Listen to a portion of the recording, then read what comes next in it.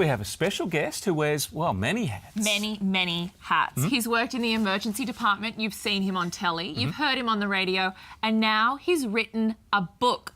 Welcome, Dr Andrew Rochford. Hey, Doc. Hey, guys. Overachiever much? Yeah, or maybe I've just got a very short attention span. It's like I just move on to the next thing. This is really cool, the Reality Checkup. How do you keep up with it all? Look, I think I'd love to say I'm great at time management, but I'm not. I'm rubbish at it. And I think that basically what I try to do is try to make sure that I get as much into every day as I possibly can. I mean, there's people out there that say, oh, you've got to get out of bed at 5 o'clock to be that person that achieves all that. I mean, I think sleep is really important, and there's a big part of the book where I talk about sleep. So what I try to do is... Right? You got to get to sleep and then you're more productive. So I'm not somebody that exhausts myself. Well, thank goodness you stopped focusing on home renovation shows all those years ago and pursued medicine. And you talk about it in the book of coming to grips with being the best non-perfect version of yourself. I like that term.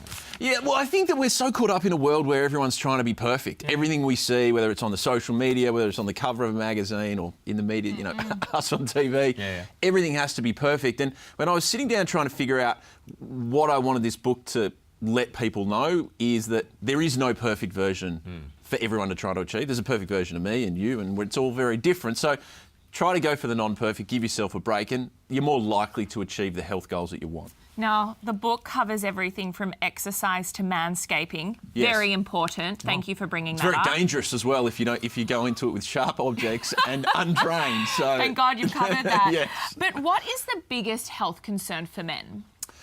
I think it's a tough one. I think communication is probably, if I had to go with an umbrella term, I think talking about it. We're just really bad at talking about it.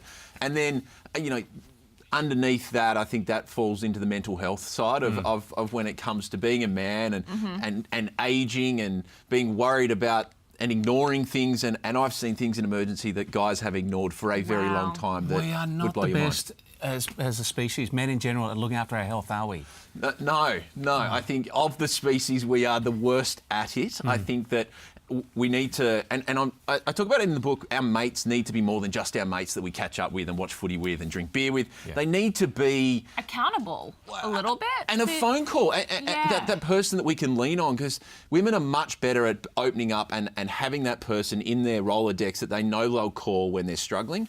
I think guys wait until they're struggling and then go, who am I going to lean on? And I think we need to know who that person is before we get there. Thank you so much for writing the book. Everybody needs it. You can keep this copy, Ed, because you need help. Thanks, Doc.